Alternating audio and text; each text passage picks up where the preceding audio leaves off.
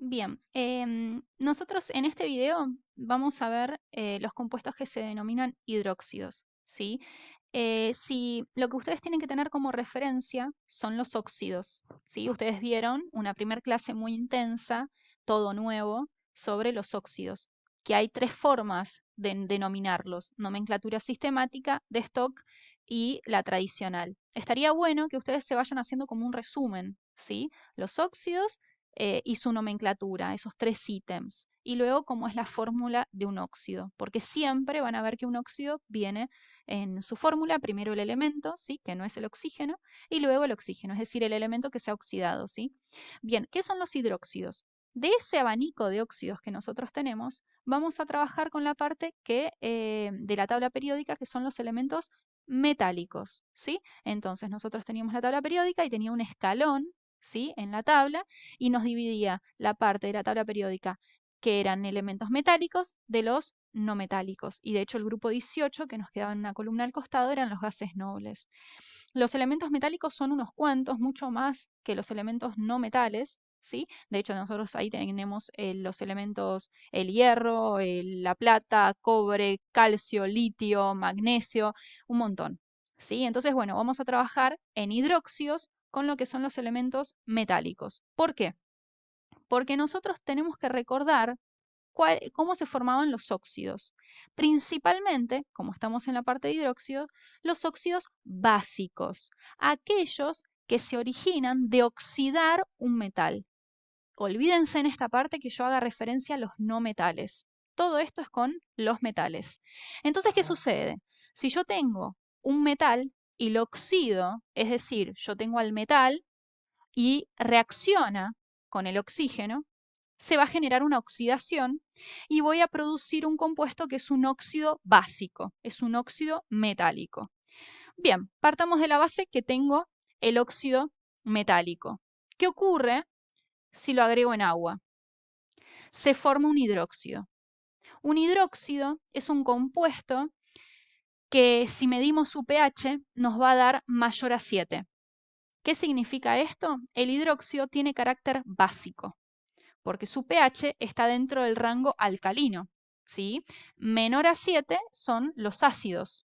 El hidróxido tiene carácter básico. Por eso les puse acá, van a ver con frecuencia, inclusive en la información que anda dando vuelta en la web, que el hidróxido puede ser un sinónimo para llamar un hidróxido es base, ¿sí? O sea, si tenés un frasco de hidróxido de calcio, yo te voy a decir por ahí, agarra la base. Y vos tenés que saber, me está diciendo que agarre el hidróxido, ¿sí? Es una forma de denominar a los hidróxidos, porque tienen carácter básico. Bien, ¿cómo es la fórmula del hidróxido? Este video y este tema es muy o sea, a comparación de lo que fue óxidos, si ya enfaticen su estudio en óxidos, porque todo lo que viene está dado en función de eso, ¿sí? Entonces, si entendieron óxidos o si lo están estudiando, dense tiempo para comprenderlo, porque hidróxido es mucho más fácil, ¿sí? ¿Cuál es la gracia de los hidróxidos? La fórmula es muy fácil detectarla, porque siempre van a tener este grupo, paréntesis OH, en la fórmula. No hay otra. Yo voy a poner acá un elemento que va a ser metálico, ¿sí? Y va a decir entre paréntesis OH. Entonces, siempre que ustedes vean un elemento, ¿sí? Hierro, plata, calcio, litio, paréntesis OH, es un hidróxido. Porque la fórmula me lo está diciendo. Esto de acá, ¿sí? Este OH se llama grupo oxidrilo y por favor lo tienen que saber porque después en un oral o en la evaluación no saben ni decirlo ni escribirlo y eso me está indicando a mí que no, han leído poco. ¿Sí? Esto es algo característico de los hidróxidos, grupo oxidrilo. El grupo OH, grupo oxidrilo, tiene carga -1. ¿Por qué? Bueno, evaluemos. El grupo OH tiene un oxígeno y un hidrógeno. ¿Qué tienen que saber ustedes? Agarren la tabla periódica, vayan al casillero de hidrógeno y van a ver que el hidrógeno puede actuar el estado de oxidación +1 y -1. En este caso, en hidróxidos, el hidrógeno actúa con +1. ¿Sí? Aquí, en hidróxidos, el hidrógeno actúa con +1. Entonces, si el oxígeno, tengo un hidrógeno, el oxígeno actúa con -2. El hidrógeno actúa con +1. ¿Cuál es la carga total? -1. Entonces, el grupo oxidrilo, en definitiva, es un anión, ¿sí? Porque tiene una carga negativa dando vueltas, ¿sí? Es un anión y tiene carga -1. Por ende, SOH va a estar buscando combinarse con un átomo que sea positivo, que sea un catión, ¿se entiende? ¿Y por qué se va a combinar, ¿sí? Con un elemento metálico? Por la diferencia de electronegatividad, nosotros sabemos que los metales tienden, y espero que esto lo estén anotando, porque ha sido pregunta de evaluación esto, que yo les pongo con el signo de exclamación. Los metales tienden a perder electrones y por eso se transforman en cationes. Entonces, esta cuestión de que el oxidrilo tiene carga negativa y que el metal es un catión, viene bárbaro para combinarse y formar un hidróxido. ¿Se entiende?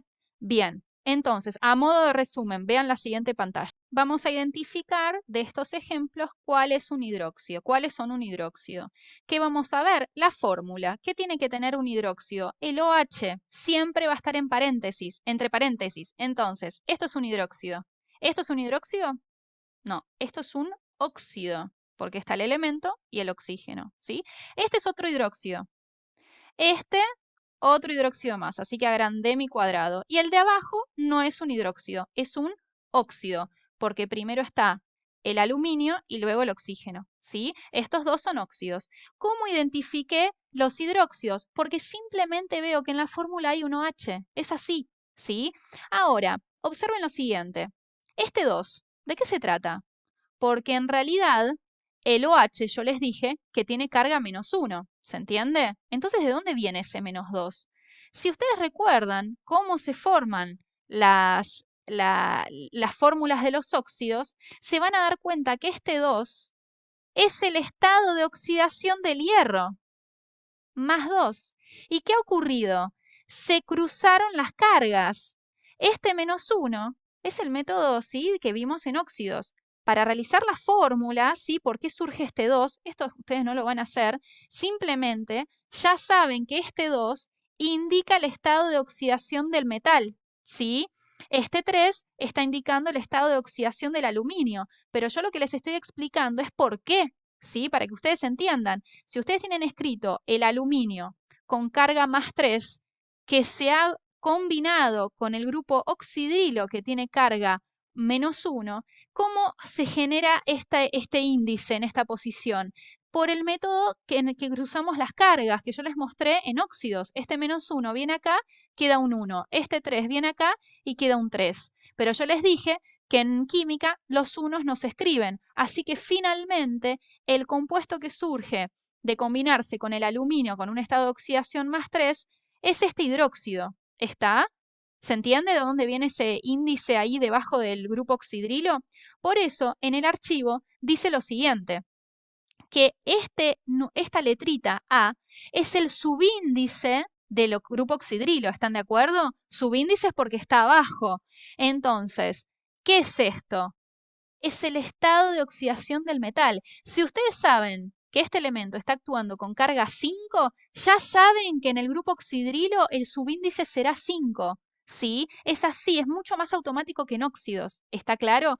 De hecho, no existe ninguna simplificación, nada, porque aquí siempre tendremos carga -1, que es lo que yo les estoy explicando. Esto siempre será -1. Y aquí el elemento metálico siempre tendrá un 1, que de hecho para nosotros es invisible. ¿Está claro?